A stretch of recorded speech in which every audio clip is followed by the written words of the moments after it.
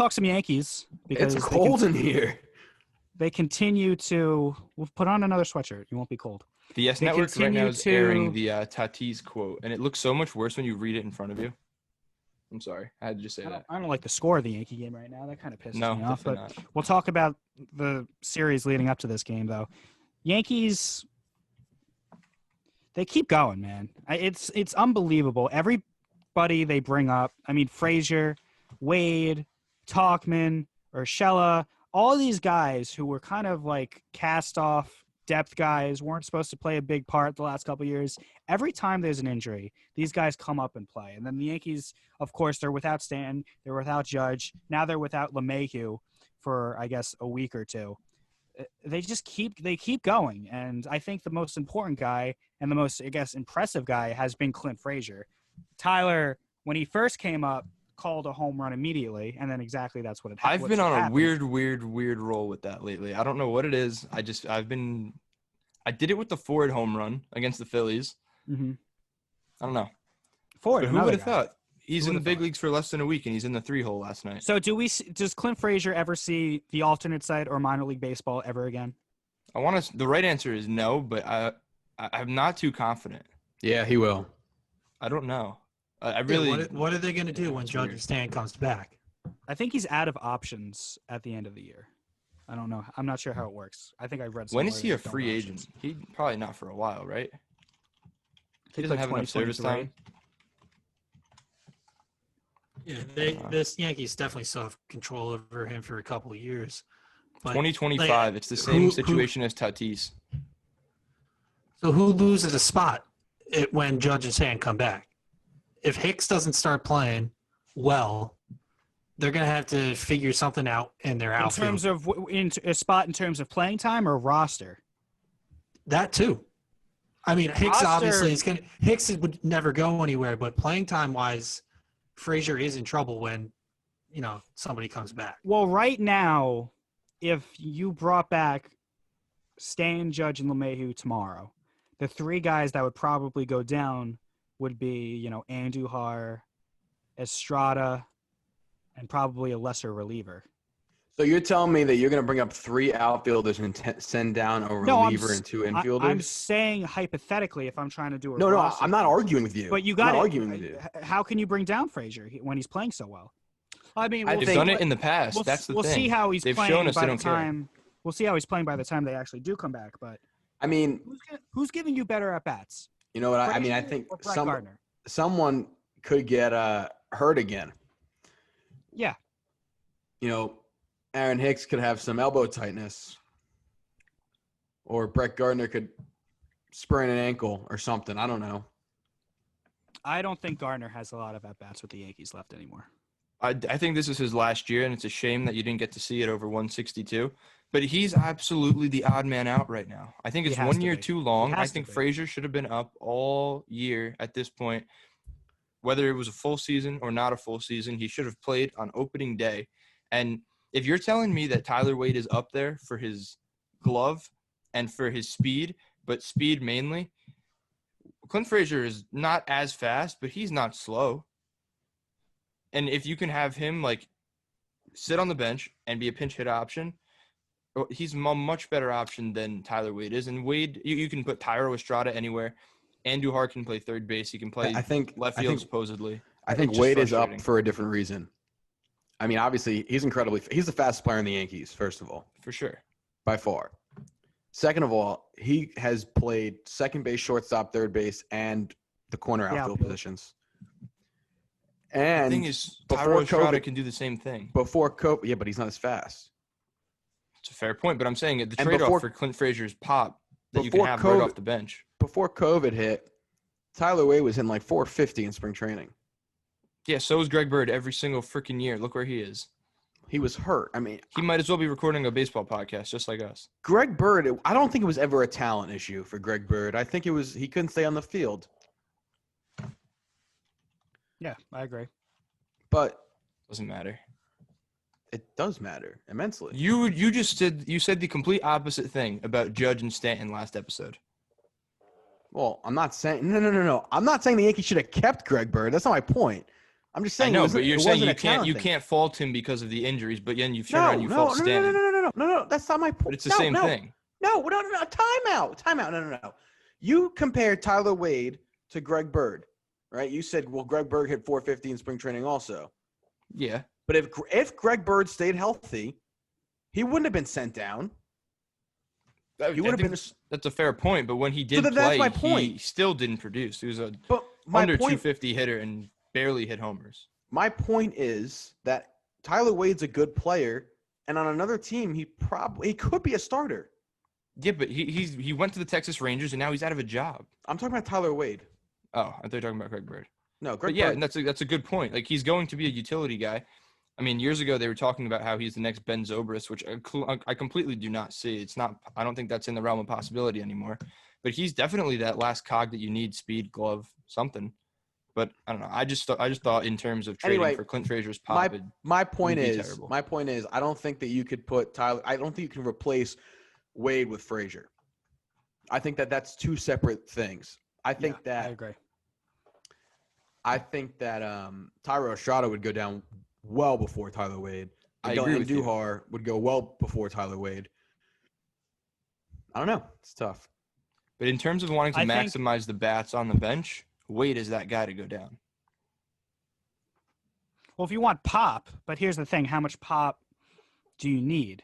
When you need kind of that stolen base guy, you need that glove. You could have too much pop.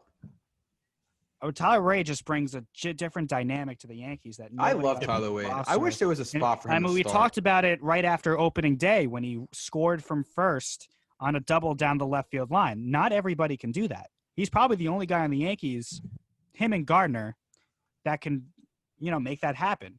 He could steal a base. A lot of the Yankees can't steal a base. He could play all over the field. Not a lot of Yankees can play all over the field. I think Tyler Wade is a very, very important piece of the Yankees. Just because he doesn't hit the ball 450 feet like everybody else, that doesn't mean he's not important. That doesn't mean there's not a role for him on the team. He's constantly playing. He constantly hits at the plate like a slumping Brett Gardner, and it looks the same, and it feels the same. Exactly, but you're brought back when he scored from first base. He also had a drag early bunt in the year. But the thing is, he's not getting on base now. That was just about the last good thing he did at the plate. He's only gotten 20 at-bats this year, and that's for good reason. I mean, he's not a major league caliber guy. He's a pinch runner, a utility guy, late-game defensive replacement right now. No, it's a good thing for you guys. You don't need Tyler Wade.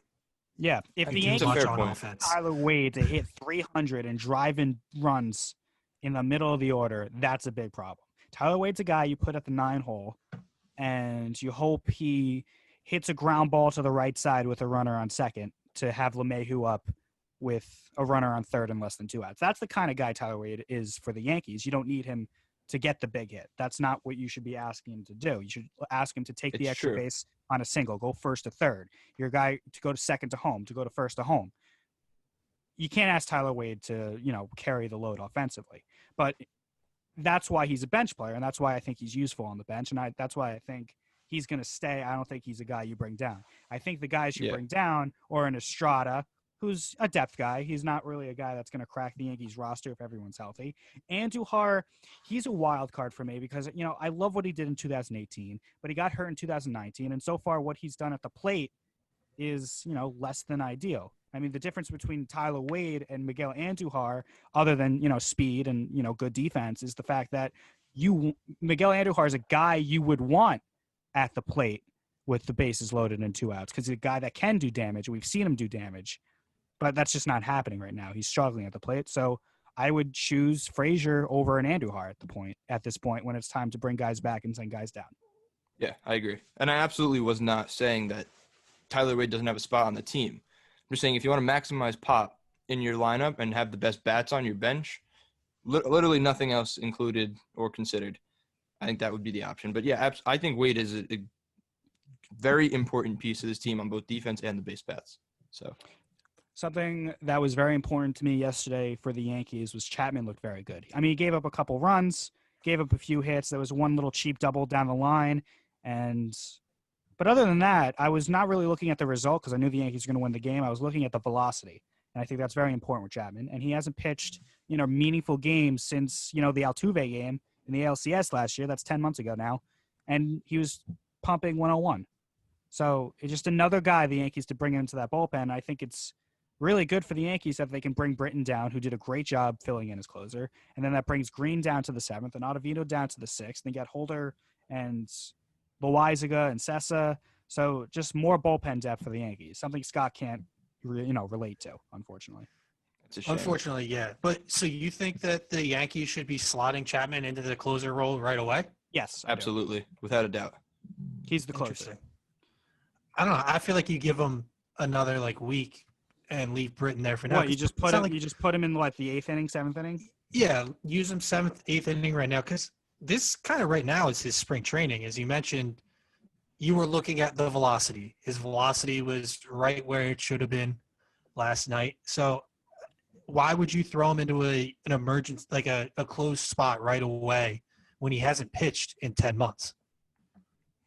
Because if the Yankees were, struggling to begin the season, and I just saw Frazier almost hit. Wow. Wow, you can't get closer than that. That's anyway, 6 inches from the pole. The Yankees are 17. Tyler's heard that before. The Yankees are 17-7. They're pretty much. I looked at FanGraphs today.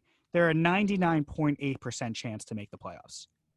So they have that kind of leeway to, if Chapman has a bad, game at the closer spot, it's not going to kill them. Stop.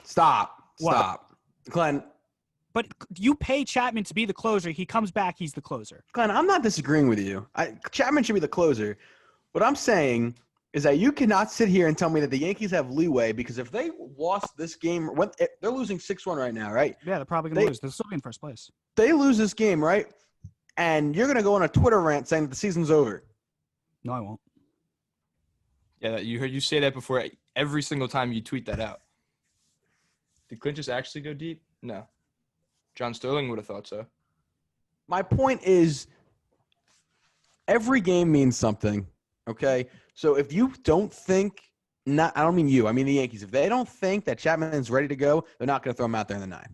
But I think if they throw him out there – I think they could have brought him back a week ago, but they wanted to make absolutely sure on the alternate site that he was ready.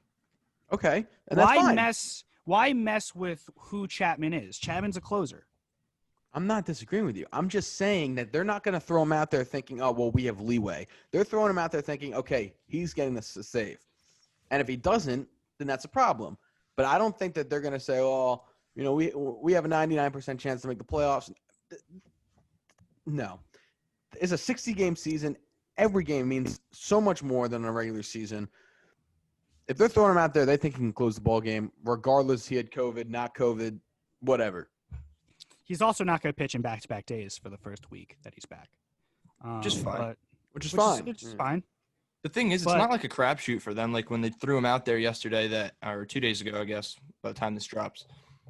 If you're throwing him out there, it's not the first time you're seeing him pitch. Like it's spring training and the guy's just reporting. Like you saw him throw bullpens. And I feel like his velocity was a key indicator, because if he was sitting down at 96, 97, obviously he's got the capability to get up to 102. Probably not much higher anymore. But I feel like that when his velocity is there, he's rarely off with the control. So I feel like that was probably a very big starter for them. And his slider is so much better when he has 101. The slider doesn't play the same when it's 96. No, because it's a cookie at 90. And when you're expecting 101 or high 90s, and then you get that spinning cement mixer slider, kind of like Altuve got, even though he knew it was coming, you're gonna bang it. Like you got your weight back. You're ready for 101. Nice word choice. You could hit 90. What? It's good word choice. Actually.